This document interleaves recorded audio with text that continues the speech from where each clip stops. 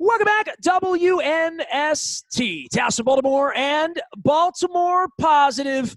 This one is going to be a thrill, Don Mohler. I want to give a shout-out to Fadley's where I had a crab cake. I just knocked out the end of the mac and cheese, and my wife was sitting there eating it the other night. She's like, that's really good mac and cheese. We're going to get more of that. So crab cakes. I brought home fresh fish from Fadley's last week, Don Mohler, and we made it. We made steak fish in my kitchen, and my wife ate it. So love to Fadley's. Ship those crab cakes. They're awesome. Our friends at State Fair in Catonsville. And, Don, if we were doing this, I don't know whether we'd be at El Guapo having tacos and maybe, some special adult libations, or whether we'd be over at State Fair having a chicken and waffles. But you've been trying to put this together. We're 2 years into the show. We're on episode 600 or whatever, and I know this one is the most special to you. Well, I have my good friends on today that have run this county for many, many years, and we decided that we would do a quarterly segment called The Executives and invite every single Baltimore County executive to come on the show, talk about their experiences, share their wisdom. I really am looking forward to it. We have former Baltimore County Executive Ted Venetoulis, 1974 to 1978. Don Hutchinson, 78 to 86. Dennis Rasmussen, 86 to 90. Dutch Ruppersberger, 2nd District Congressman, 94 to 202. Jim Smith, 2002 to 2010. So it is a real honor to welcome all of you. Welcome to Baltimore Positive. And Dutch, when we set this up, I notice you're on mute, Dutch, so you're going to need to unmute.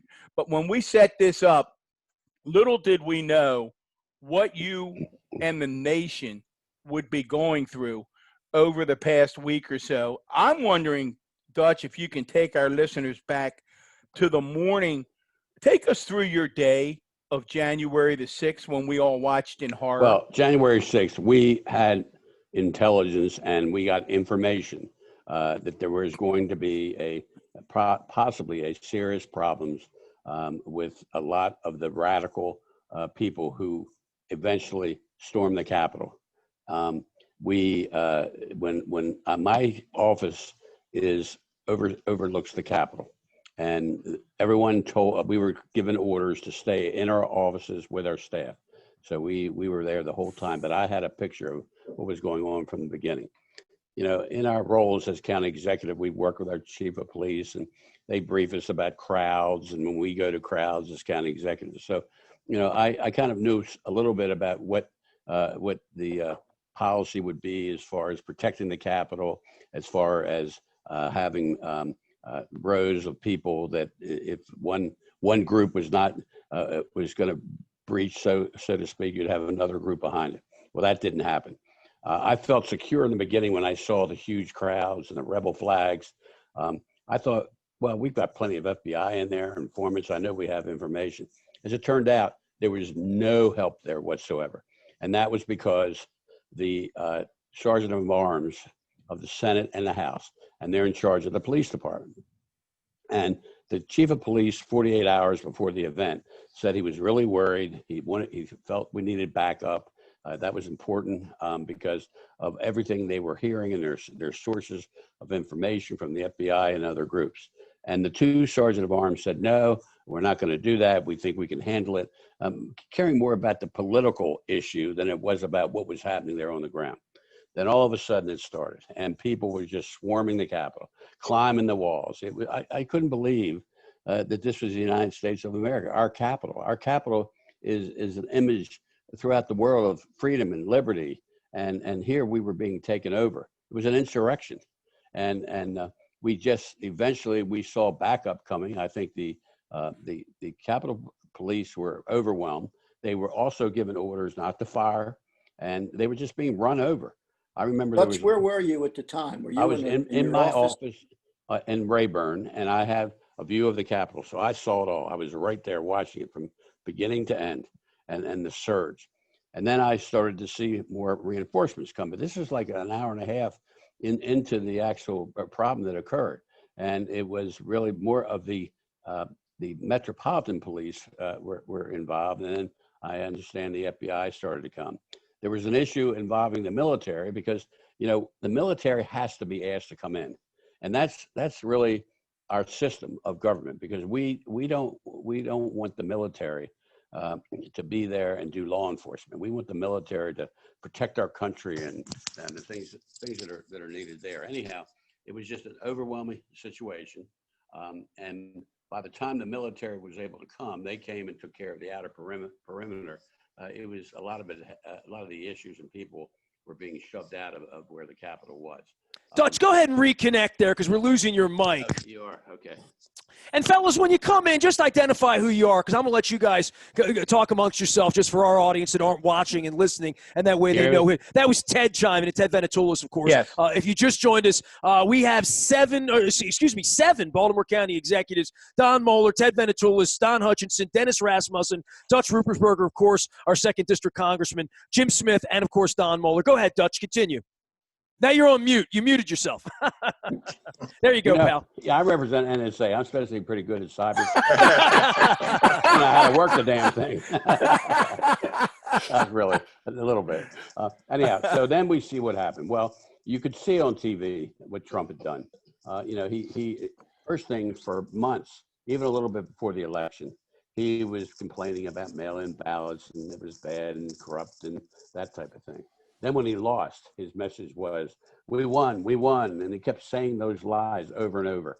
There were 60 court cases and in front of judges that he appointed. It went to the Supreme Court, which is dominated by, you have 2 new appointments from Trump. And still the Supreme Court held there was no fraud, nothing there.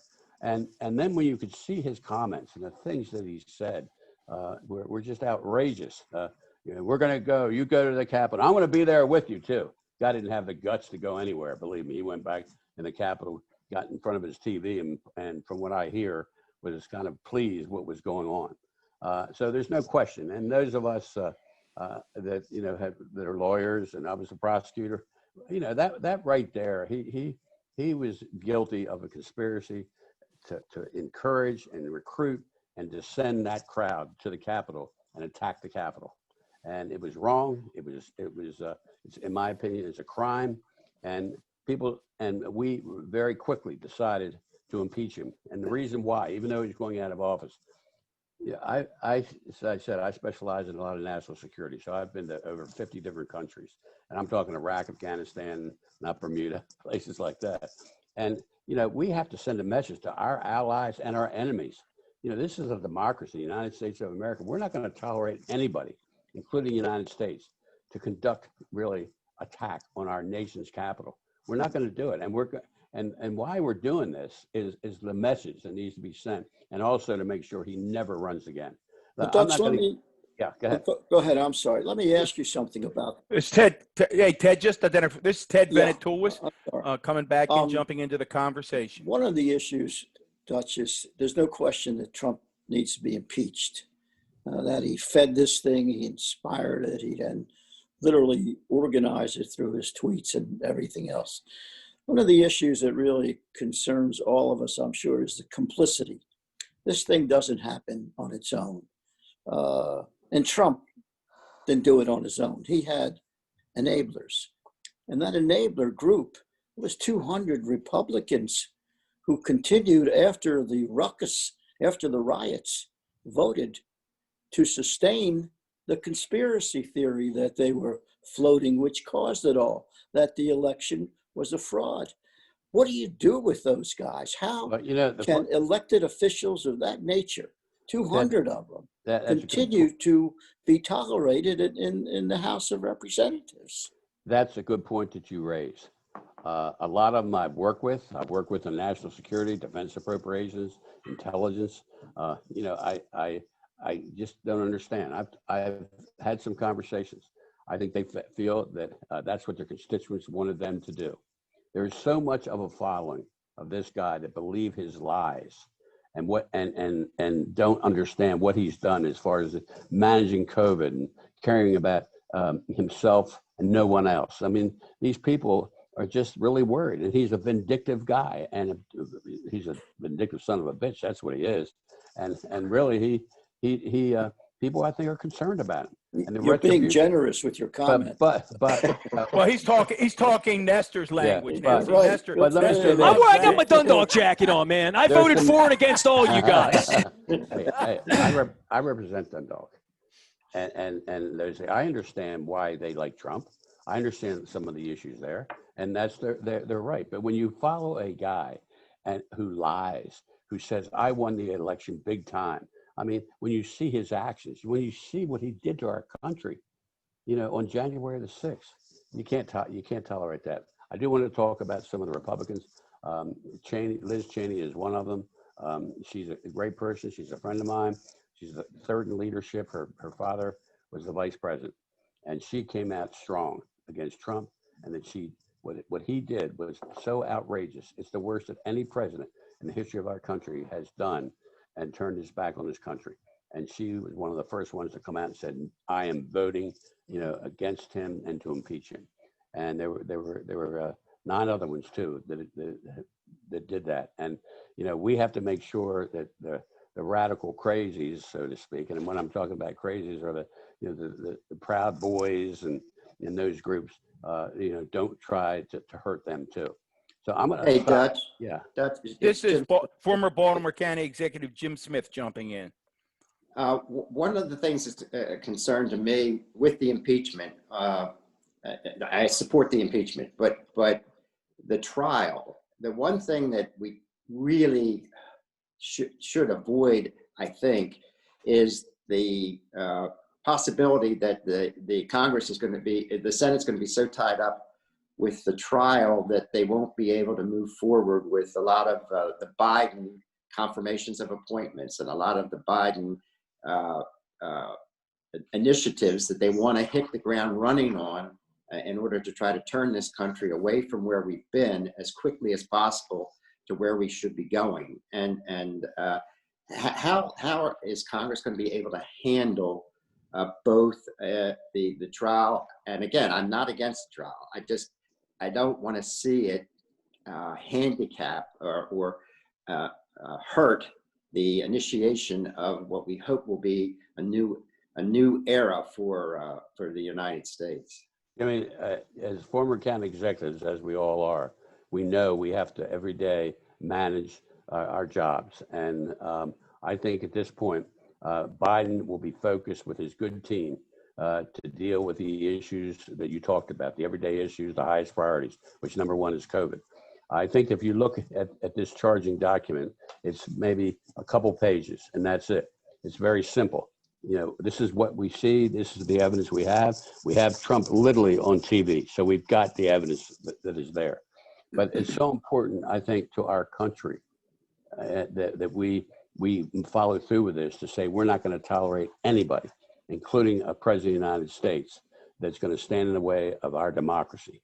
And that's the bottom line issue. Well, Can I add? I'm for that, Jim Smith. Yeah, I know you are. But I think there's enough people that we have and members and in Congress, we specialize in different areas. And because of that, we will have the ability to do what we need to do. It'll be more on TV. People, the nation will see it. The world will see it. And that's what we want. Because Can I add to that, Dutch? Yes. It seems to me, and Jim, that Nancy and Joe know what they're doing. And if the two of them are on board on this, they're going to do both things at the same time. It also appears that they'll get, who's the guy that runs the Senate for the Republicans? I don't even want to mention his name. McConnell. Right. They might get him on board because he's wised up about Trump as well. So it seems to me, and I think all of us, if we were there, could make sure that both of these were handled properly. First of all, they debate, a couple of hours maybe on the floor during the day.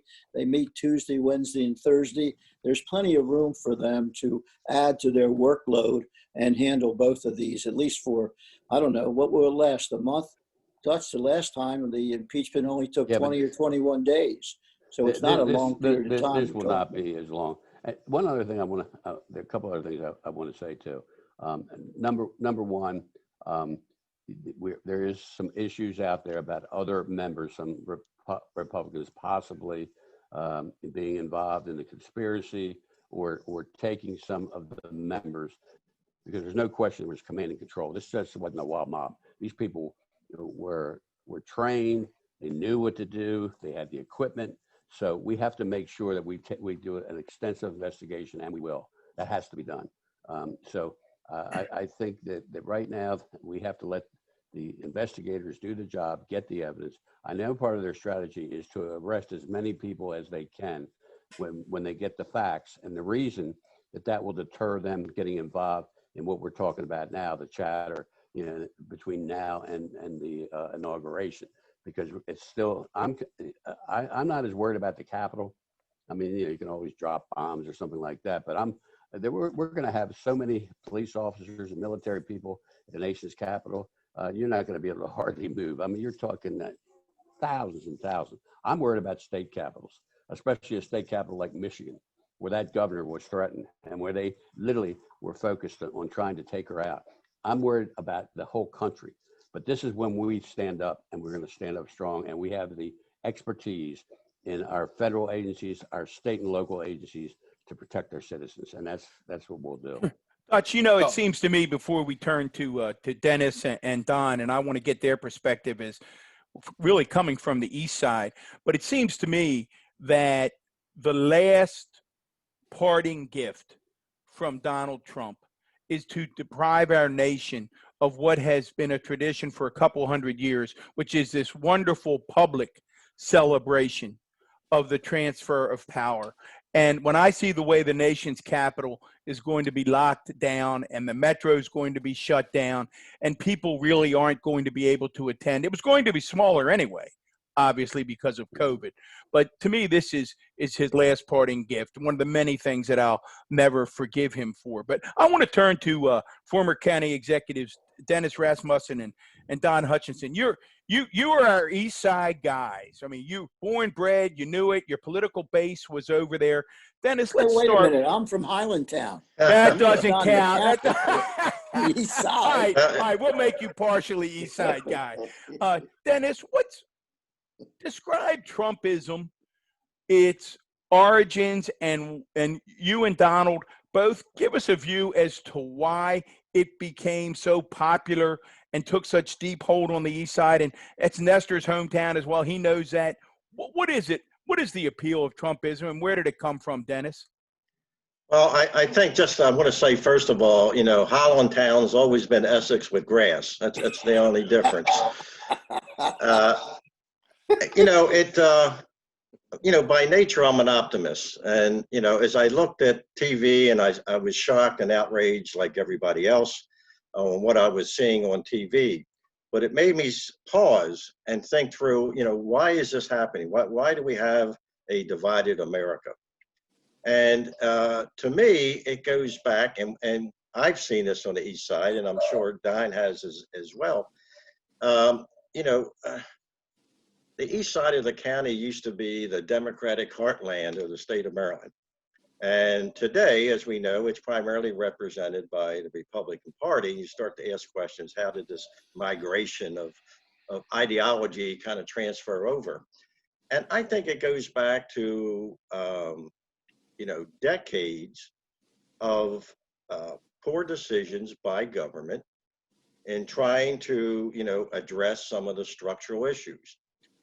We all know the East Side lost probably about 200,000 jobs since 1950 on the East Side, manufacturing jobs. What did we do to try to address some of that? There were some efforts made, we all made them.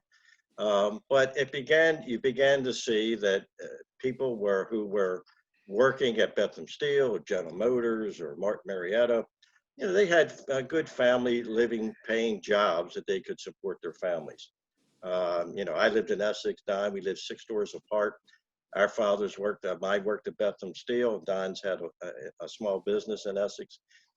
They were able to support our families. And now you find that people are either underemployed or unemployed.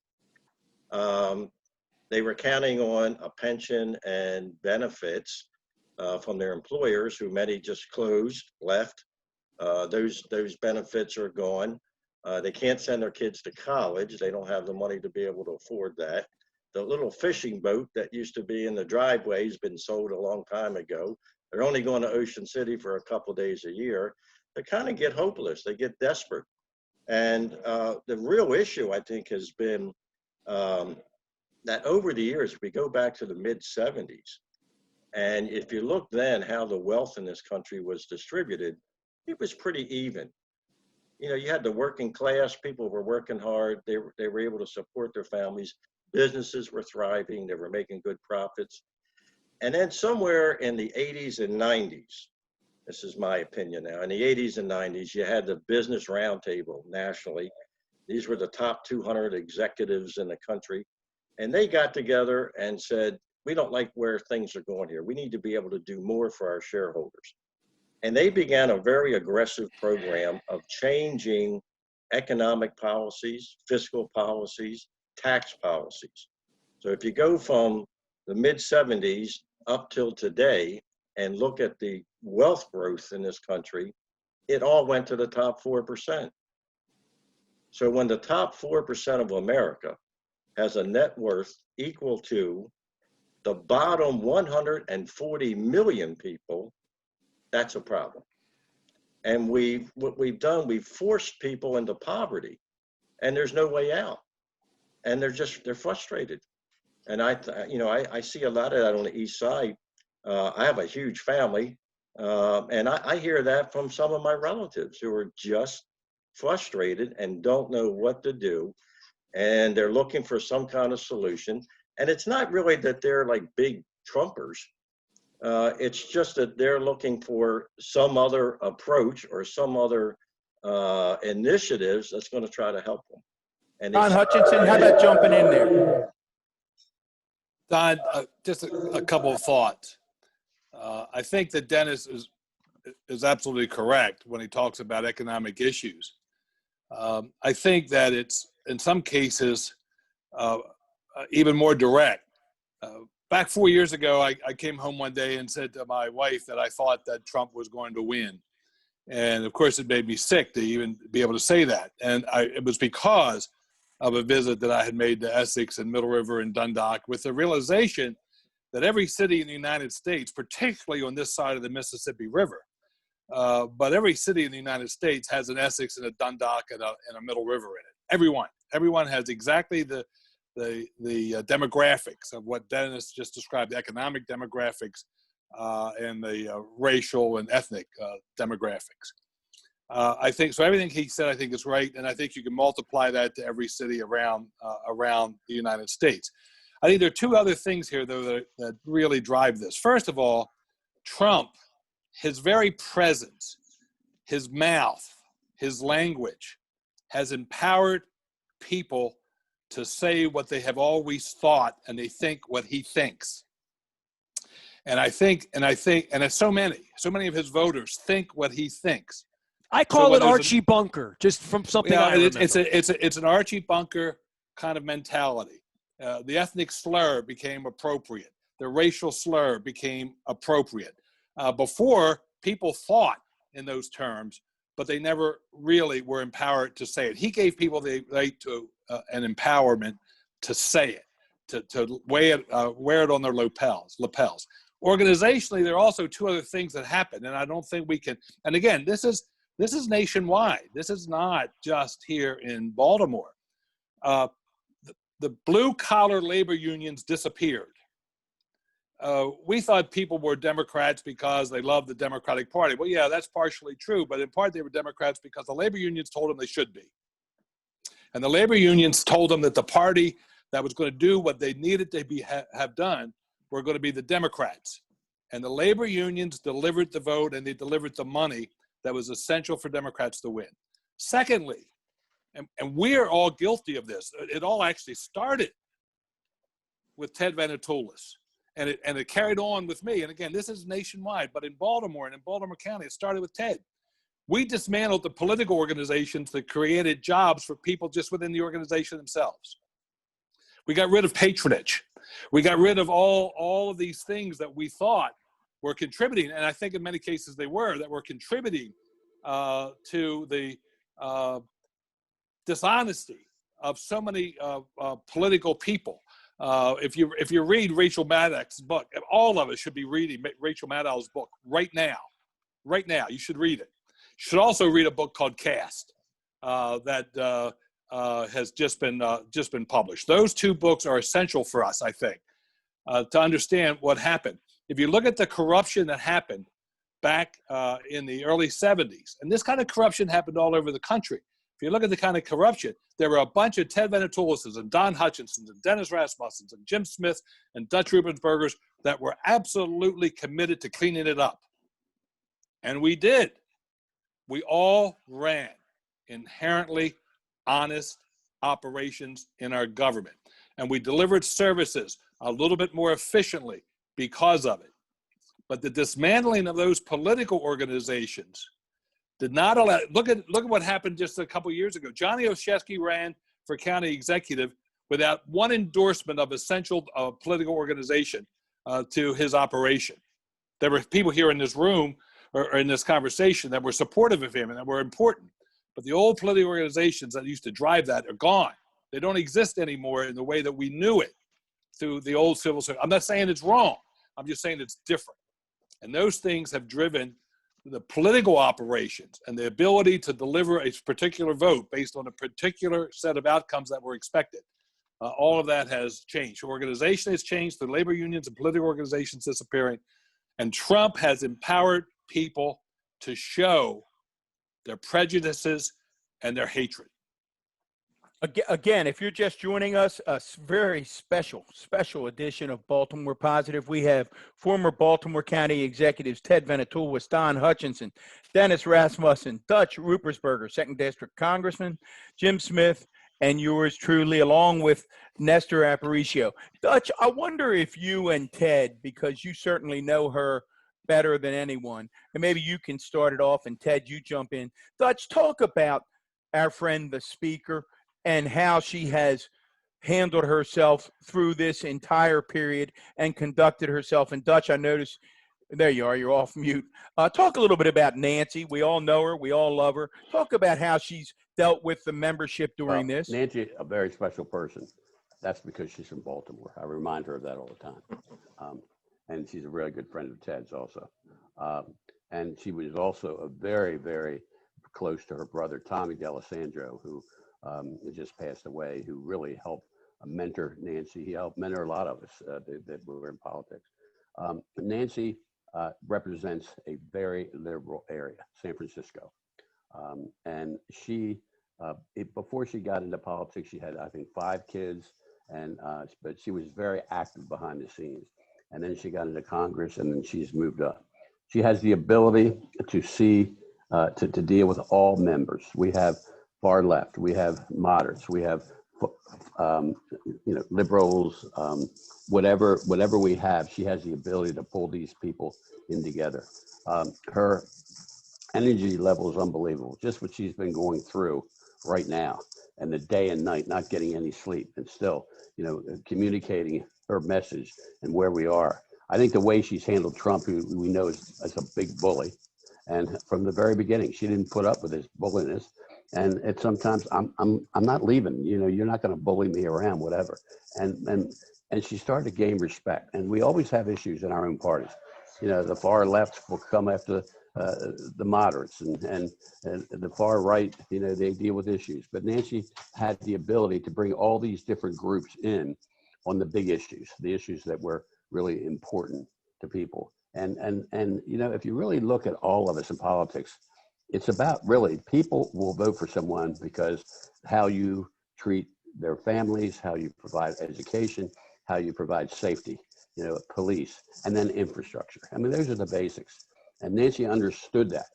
And then her ability during this period of time, and I'm talking first COVID, forget what just happened, but first COVID, and her ability to stay there and to be able to get the money together and the money that was needed by this country to stay alive, so that we wake up from this terrible situation. We won't be in a depression for a long period of time.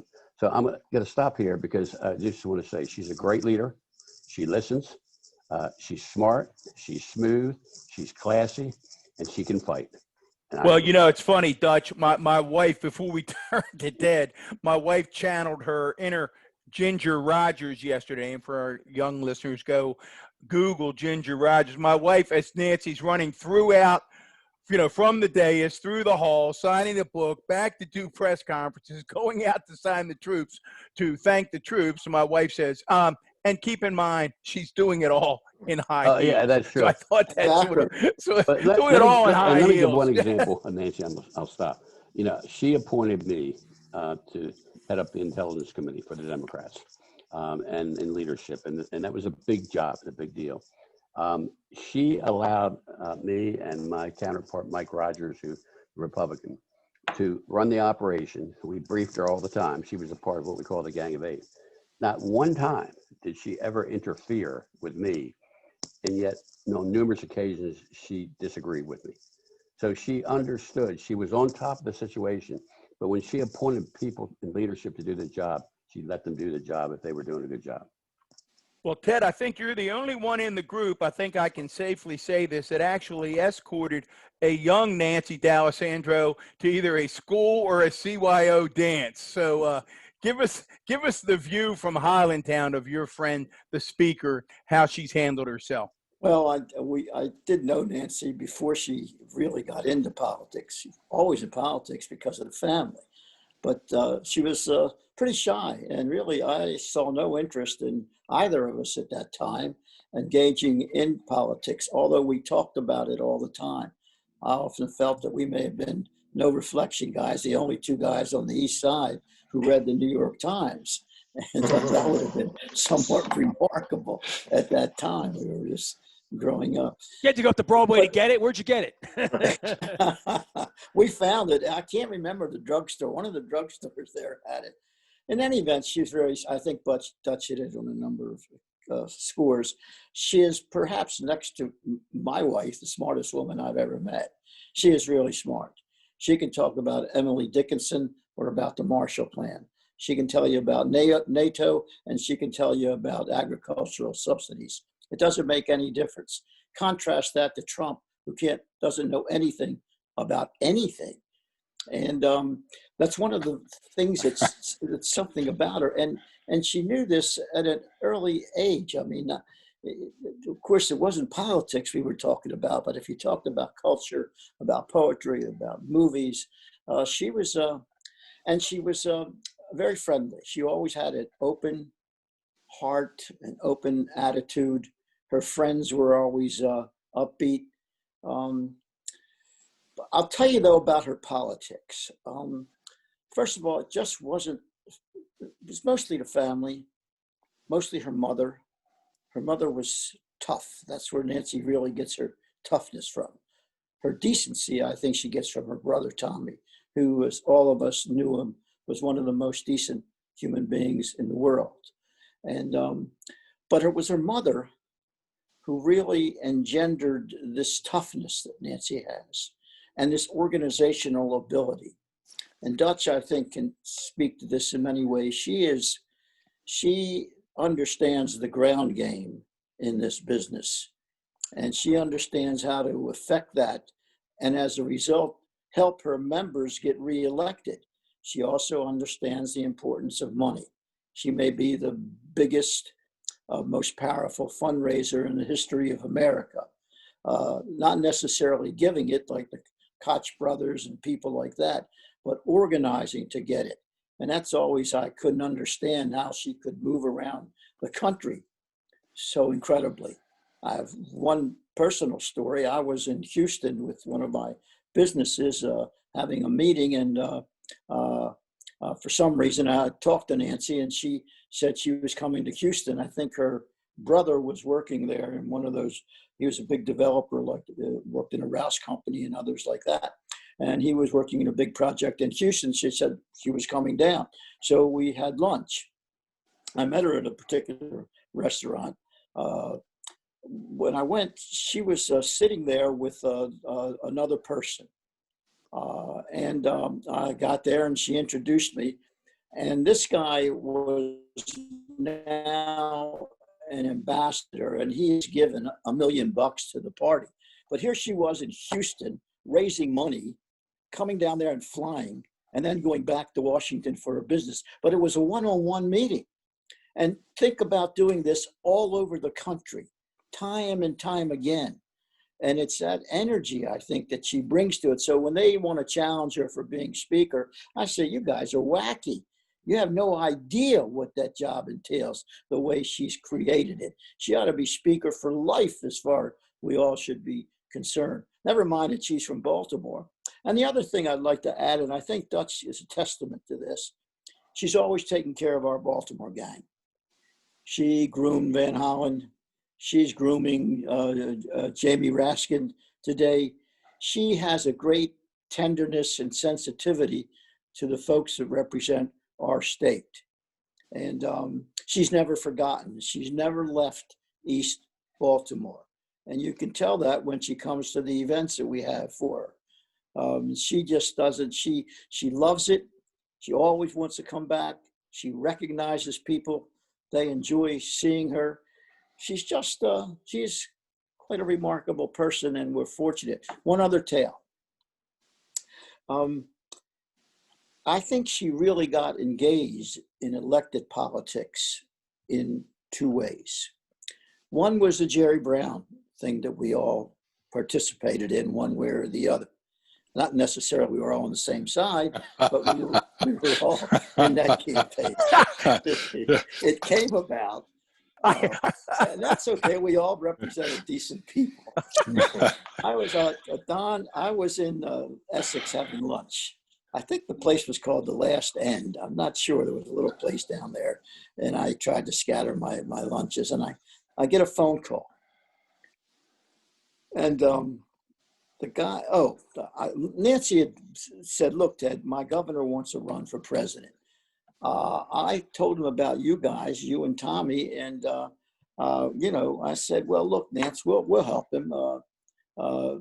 Let's see, it was 76, and our organization was big, and we had all you guys, Dennis and Don, and all our East End organization, and we had labor. But we had a pretty good group.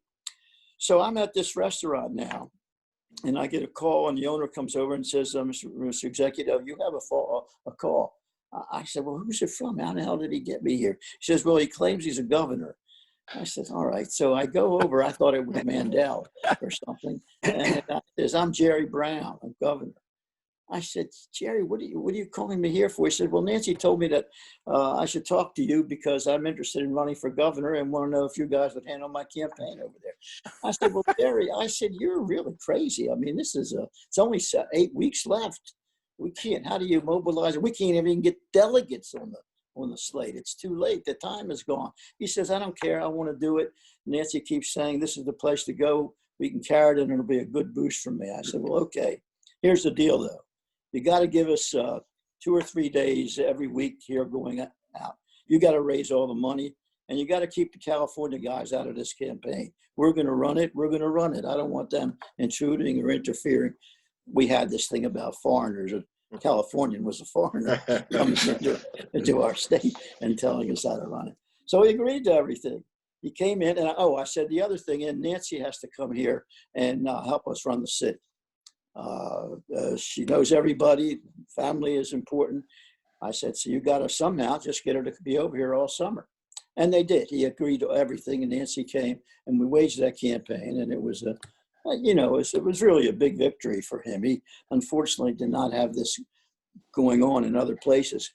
Well, the point is, after that campaign, I talked to him. I said, "Look, you got to take care of Nancy now, whatever she wants, whatever she needs." And this guy knows she's on the library board. She's now becomes Democratic chairman of the Democratic Party in California.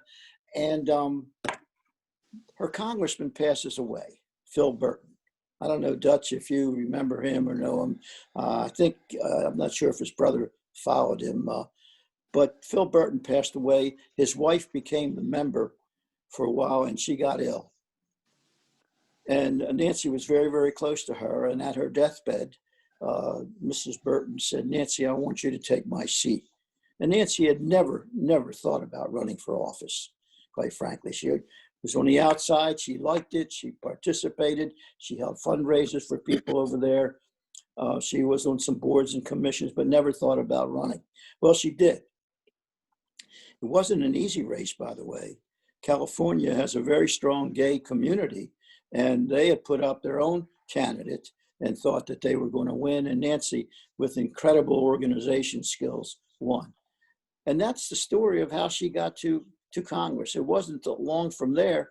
In Dutch, I think she was on the Intelligence Committee as you were, if I understand, and ultimately worked her way up to become. I wonder, just wonderful memories and reminiscent of the speaker. I wonder if we can reminisce a little bit about someone else who's had an incredible legacy in this state. Dennis, both you and Donald were in the legislature. Mike Miller, longest serving Senate president in the history of the nation. Dutch, certainly you and Jim dealt with Mike as county executives. Dennis and Donald, maybe just share a little bit for our folks your memories of working with Mike Miller and what made him the lion that he is, and any maybe special interactions that you had with Mike. Well, let me just start with that. I actually went to the legislature before Mike Miller did. I was in the legislature in the House of Delegates for 2 years before Mike came in. He was actually working as a staffer for the Prince George's County delegation. But at the time, there were no office buildings like we have them today. The Baltimore County delegation was working out of the Shaw House, which is on State Circle. And we had no offices. We actually had a classroom environment. Literally. It was as if you were into an elementary classroom environment. There were 3 telephones for a delegation of 22 delegates. Miller was a staffer in the same building working with the Prince George's County delegation. One day I was leaving late at night. Our cars were parked out in a parking lot, and I saw a briefcase. And somebody had abandoned the briefcase. Somebody had forgotten the briefcase. I went in, looked at it, picked it up, opened it up, and it says Mike Miller, Prince George's County. So the next day I went back. I didn't look through the briefcase, had no idea what it was, and I delivered it to him. This is the first time I ever met him. Mike said, "Oh, my God." He said, "I don't know who you are, delegate." He said, "But you just saved my life." He said, "My entire law practice is in that briefcase." He said, "Thank you so much." And from that point on, we became friends. It's like the Holy Grail you found. Yeah, right. So he came in 2 years later, went to the House of Delegates, and then we went to the Senate together, and he sat in front of me in the state Senate. And we became friends, although politically we were quite different. Mike really was an ally of Steny Hoyer. He was the ultimate ally on the floor of the Senate as a young state senator, as an ally to Steny Hoyer, who was the president of the Maryland State Senate. During my 4 years in the Maryland State Senate, Steny Hoyer was my Senate president. Mike was clearly somebody, and I think this is what distinguishes him with anybody else. He loved the state Senate like he loved his own family and didn't want to go anywhere else. That's obvious. I mean, I'm stating the obvious. But you could tell it in those first, he just loved what he was doing. He loved the history of it. He loved the significance of it. He loved the idea of being a part of a legislative body. He had no interest in an executive responsibility. I moved on 4 years later to run for county executive. And Mike stayed where he was, and then he stayed where he was, and then he stayed where he was, and he moved himself up into the leadership of the state Senate as guys like Mickey Steinberg moved on to become lieutenant governor. And Jim Clark was chosen not to be president of the Senate when he tried to seek a second term. And Mike Miller ultimately wound up as the state Senate president. And he has been a remarkable leader. He has been, in recent years, the conservative leader of a liberal tending state Senate. The state Senate has changed significantly since I was a part of it, since Dennis was a part of it. And Mike has been the one person that has pulled the state Senate back to the center. Now, he had help with committee chairs. He had a committee chair from Southern Maryland that was remarkably important on the Finance Committee because he was associated with Mike. So Mike has been a guiding leader in the legislature and has known how to establish relationships with governors, both Democrat and Republican, Larry Hogan particularly, not necessarily with Bob Ehrlich. but with Larry Hogan particularly. Sometimes, and I'll finish with this, and then Dennis. Sometimes his greatest strain was with the Speaker of the House of Delegates, who was always a Democrat.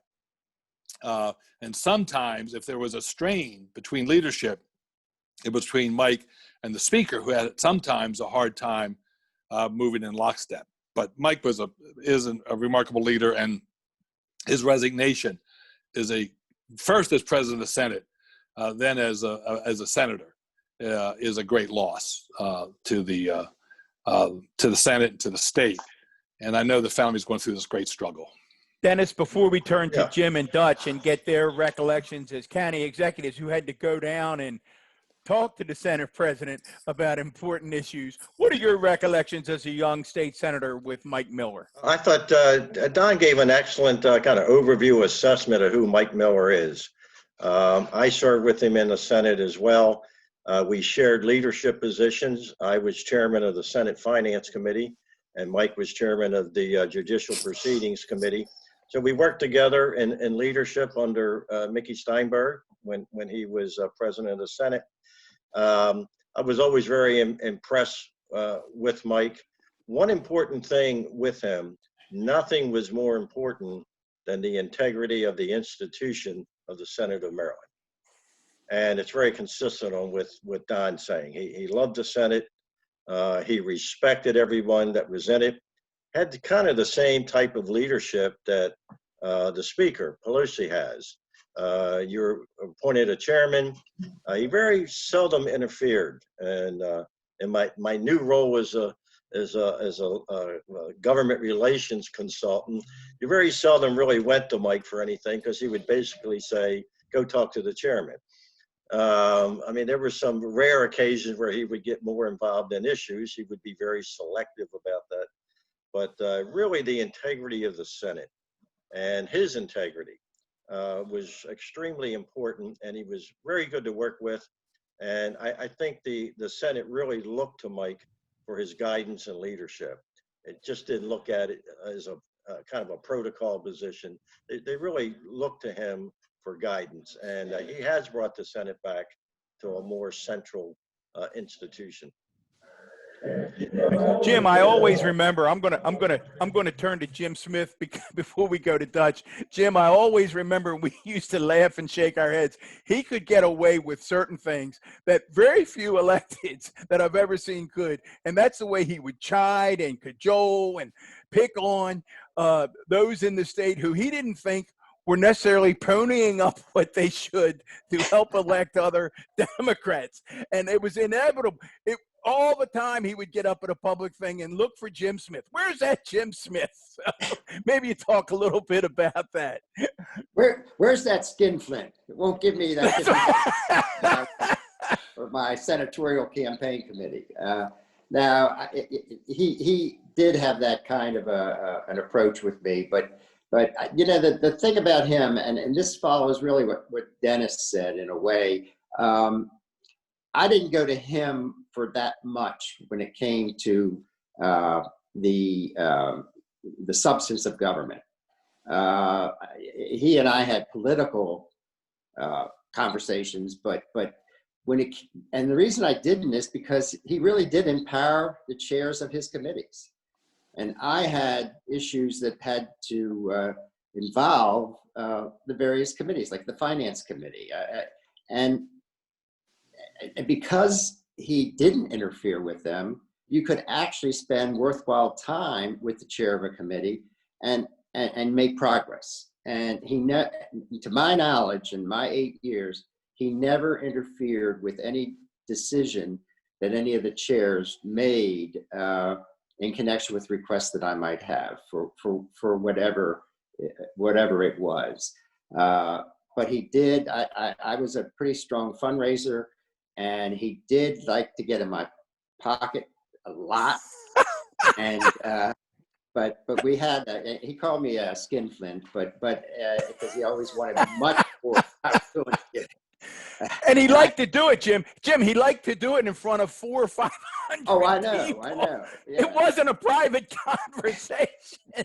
Oh no, he wanted everybody to know how tight I was. but Hey, Dutch. No, but any- Dutch. but any- No. event, Yeah, we go had ahead, good Jim. Dutch. Nobody enjoyed the interplay of Annapolis more than you and the late great Mike Davis. You must have some recollections of working with the Senate president down in Annapolis and some Mike Miller stories. Well, let me give you one story. It's about the Ravens. And before I even get into that story, I went to the University of Maryland and played lacrosse. And Mike loved University of Maryland. Other than the state senate and his family, that was his love in life. It was University of Maryland and University of Maryland sports. We would get together. I played lacrosse, so I had a scholarship for lacrosse, and Gary Williams, the basketball coach, was playing basketball at the time. So we were all friends. And then, by the way, when Gary got to be coach, we'd all get together. Mike would be a part of it, and it was just talking about the games. And by the way, if Gary lost, you don't want to be around him because he was really not nice to be around when he lost. And sweaty. Well, that too, right. and he would never take his coat off. You've got that right. But let me tell you the story now to get back to the Ravens. And we loved getting the Ravens back to Baltimore. And we lost our Colts, as you know, in the middle of the night, and it broke our hearts.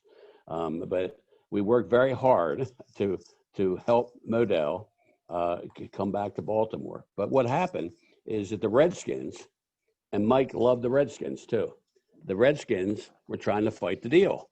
So we were in a battle, and eventually we needed to go to the legislature for the stadium money, to borrow the money to build the stadium. And Mike was fighting it, and it was a battle. We were back and forth. Thank goodness Cass Taylor was working with us, and he was helping us bring the Ravens. And Paris Glendenning was the governor, and Kurt Schmoke was the mayor. And we ended up winning that by, I think it was 3 votes in the Senate and 5 votes in the House, or we wouldn't have the Ravens today.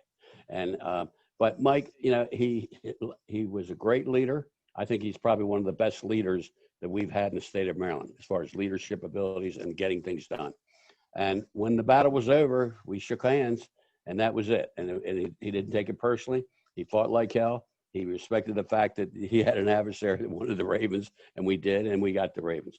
But Mike, to see him, in the later stages and the pain he's going through, I mean, we were all praying for him and trying to help any way that we can. We can go on with a lot of Mike Miller's stories, his strength and power, but he was smart enough to know what he didn't know. And that's why he allowed which is great, he oversaw his committee, and they'd tell him where they were and what the status of the issues were, but he would let them run the committees. And that's why he was so successful. Dutch, I got a constituent question here before we let you go, because we're getting up on a clock and we know your time's valuable here. Part of what I've witnessed in the last couple of days since the insurrection is your colleagues on the other side of the aisle walking into the Capitol building and not passing through a metal detector. I'm concerned for all of you when that sort of thing happens, when someone's waving guns out on the internet, gets elected on that. Obviously, a part of whatever the conspiracy will be in the future, but I'm concerned about that part of this when people are talking insurrection, supporting insurrection, and passing by metal detectors when they're coming into your chamber. Nestor, they're the same guys that aren't wearing masks. Yes, You're you're not right. Encouraging other people to wear masks. They're It's not nothing- going to go through You know what? clearance procedures because it's an imposition on their liberty. This is the biggest form of whatever in the history of our country. This is just despicable. And Dutch, I'd like to see some of these guys get expelled. One thing I'd like is for the local Republicans, many of whom we know, who are terrific people. A number of them are in Baltimore County, decent people. They ought to expel this guy from the Eastern Shore. He voted with the insurrectionist.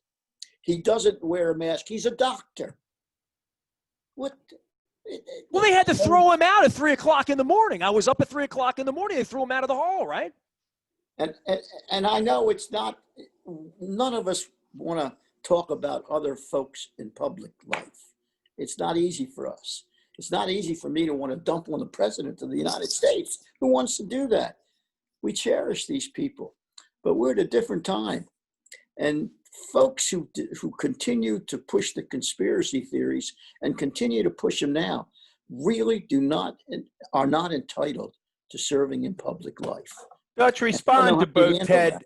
What? Dutch, respond to Ted and Nestor. Nestor's concerned about these knuckleheads not going through the metal detector. Heck, we come through metal detectors when we come to the county office building. You guys are in and out of there. In general, I'm meetings, concerned that there are people inside of where you are who have absolutely created everything that happened on the outside when they're passing metal detectors. What would happen if I tried to pass a metal? I mean, that can't be tolerated.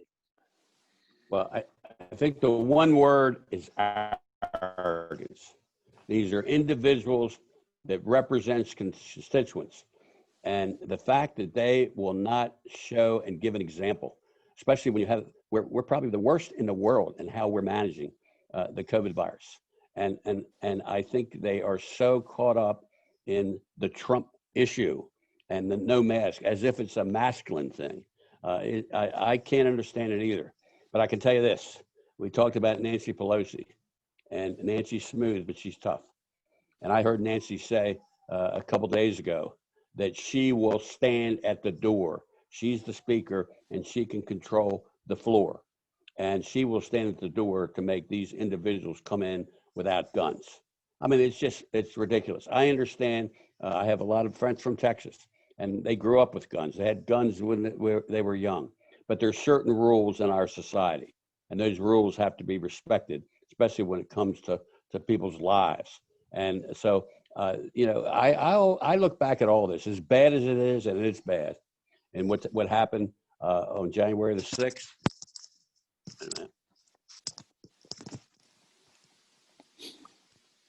Those daggone earphones. I know. I get it back in. Okay, but you look at what happened, on January 6th. You look at the COVID issue. We have to learn from those situations. But leadership is not always just following an individual and going down a path that if you have a brain, that when people get together to have COVID, other people catch it. Look at these rallies that Trump has. I mean, no one with masks. I mean, that's ridiculous. Look at that crowd out there. No mask whatsoever. I mean, it makes no sense, as if they don't have a brain. When they do have a brain, they're just not using it. And there you go. Well, Nestor, we have just scratched the surface. We didn't even get to talk about their years as county executive. I knew this would be special. It's the first of what we hope will be regular visits. I thank all of my friends for showing up. Nestor, thoughts? Thank you very much. On behalf of Don Mohler, we have to say goodbye because I know Dutch has a window here. Ted, we will see you soon. Ted Venetoulis, Don Hutchinson, thanks for coming in. I got to get back over to the zoo because it's open spaces. Dennis Rasmussen joining us. Of course, all East Side guys, Dutch Ruppersberger. And, of course, on behalf of Don Mohler, we are WNST.net. And don't forget, wait a minute, don't forget my former boss, County Executive Jim Smith. Jim, you're muted. Did I forget Jim? Didn't I say Jim? Got to represent the West Side. Jim, I had a question for you about arrogance, decency in the judicial system. Can we do that next week? Sure. I want to talk judges with you, but I know we have a shorter window for Dutch. So, but I do want to talk judges because I think before we go, Jim, were judges at the heart of all of this with Trumpism and what the long play for Mitch McConnell was to get judges?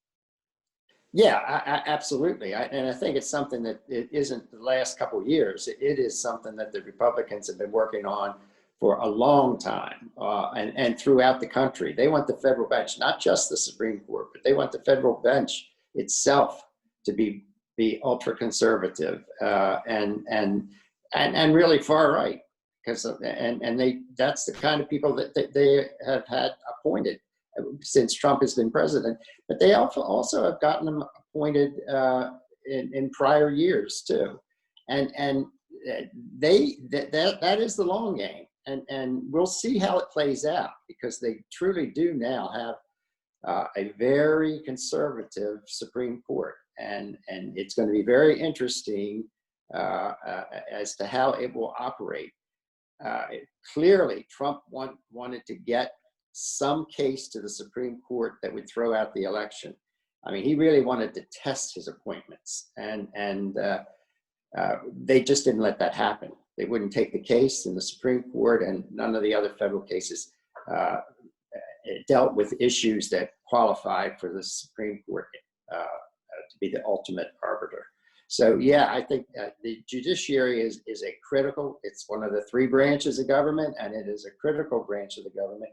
And it's going to be very interesting to see how it plays out with all the issues that are going to be brought before it over the next few years, because there's going to be a lot of testing of Trump regulations changes. There's a lot of testing of things that he did when he was president, and that people are going to want to see undone. And we'll see how it all plays out. But yes, I think the Republicans had a pretty smart, if you will, long game in trying to capture the third branch of government. Took them 8 days to get a Supreme Court justice, and they didn't want to do an impeachment in that period of time. Dutch, we appreciate everything you're doing down in D.C. Fellas, we'll all get together at some point. I swear there'll be chicken and waffles. We'll have coffee, refreshments. Dutch, I'm going to torture you right now because I know you're not anywhere near Essex. So I got to get my Pizza John's up here for you. The best. Oh, yeah, that's good. The best. There you go. We can all agree on that. Oh yeah, The best. Fellas, thank you very, very much. I'm going to go through it again. I'm not going to forget Jim Smith because I'm going to start with him, but I start with Ted Venetoulis, Don Hutchinson, Dennis Rasmussen, Dutch Ruppersberger, Jim Smith twice, and Don Mohler as well. Thanks, fellas. We really appreciate it. Thank you very much. Thanks, Bye-bye. everybody. We are WNST.net, AM 1570, Towson, Baltimore, and with all of the Baltimore County Executives, and we never stop talking See you guys. Baltimore Take care. positive.